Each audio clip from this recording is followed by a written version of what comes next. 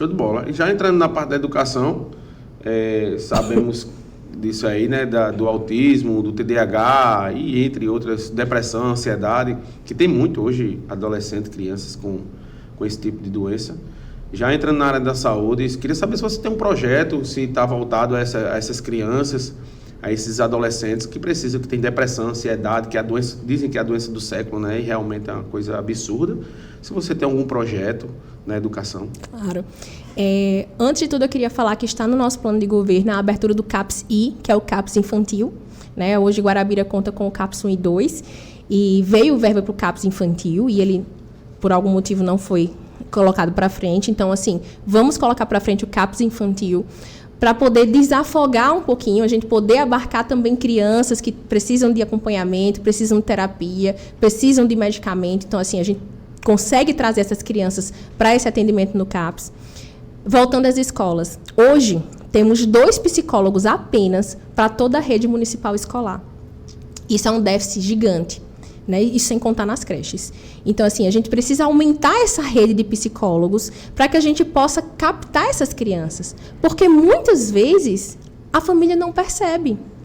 Muitas vezes você vem perceber, por exemplo, uma alteração, um TDAH, uma dislexia, por exemplo, você só vai perceber na escola. Isso. Quando essa criança precisa interagir, quando essa criança precisa realmente ser colocada à prova. A mudança de comportamento sutil de uma depressão na infância, aquela criança que está se isolando, aquela criança que está no canto, aquela criança que já está mais embotada, muitas vezes é a professora que percebe na sala de aula. Exato. Entendeu? Exato. A família vai deixando passar, porque está todo mundo trabalhando, às vezes a criança não quer falar, chega, vai para o quarto, na adolescência. Então, a escola tem um papel fundamental na captação dessas crianças. Então, quando a gente aumenta a rede de psicólogos na escola, a gente consegue ampliar o acesso, não só à terapia. A terapia ela é muito importante, ela tem que fazer parte disso. Mas a terapia, existem centros específicos para isso. Mas na escola, eu estou falando daquela captação. Aquela pessoa que precisa de ajuda, mas ela não consegue falar. E a gente precisa ter a sensibilidade de chegar até ela. Entendeu? Isso é um ponto assim, que eu acho fundamental. É a gente ampliar essa questão dos psicólogos e dos cuidadores. Porque hoje as crianças com necessidades especiais, elas têm, por lei, né, direito a ter cuidadores específicos para ela. Isso. E o que é que acontece? O ano letivo municipal ele já começa muito tarde. E essas crianças que deveriam começar juntas, porque elas têm direitos iguais a todas as outras, né, elas têm que conviver. Então, elas só começam um mês depois, porque não tem cuidadores para ela. Entendi. Então, os cuidadores eles começam depois e terminam antes. Então, aquela criança não teve direito ao mesmo ano letivo das outras crianças. Eu acho muito importante, o primeiro dia de aula em todo mundo, né? Diferente de você passar um mês, já está lá a turma formada, chega você que já está com um problema, ali naquela sala que você não conhece ninguém, como se você fosse um estranho. Eu acho que tinha que ter isso aí, dizer assim, não, vai começar todo mundo junto, é para todos aqui. Eu acho que é muito importante essa inclusão. Às vezes não é um problema, né? É a questão daquela criança, ela precisa de adaptação. Todas as crianças precisam de adaptação. Mas uma criança que tem uma dificuldade de interagir, ela precisa de mais tempo, às vezes, para se adaptar àquela situação.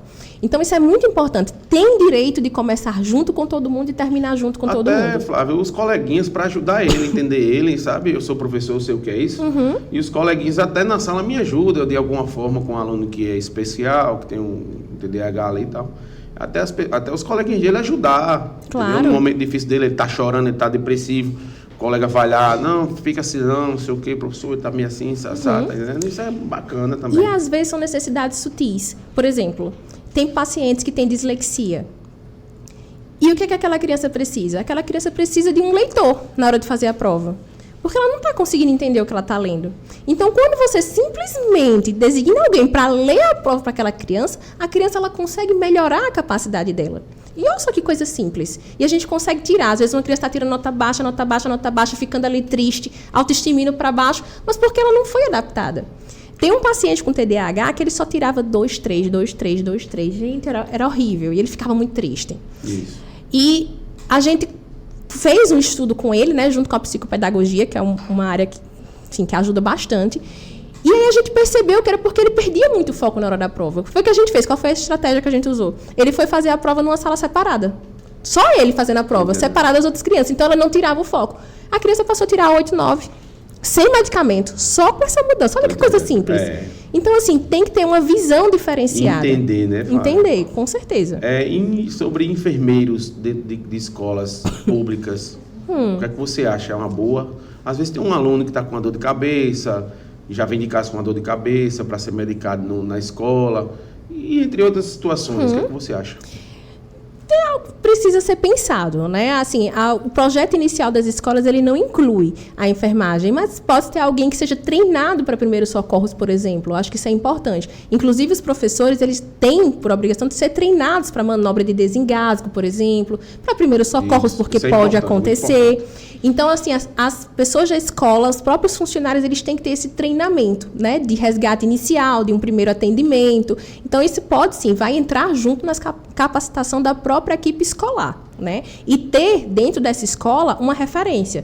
Alunos dessa escola, independente de onde eles moram, eles vão ser atendidos aqui, nesse posto de saúde ou nessa unidade de urgência. Isso tem que ser bem definido, qual o sistema de resgate dessa escola, né? Entendi. Não, fala assim porque, às vezes...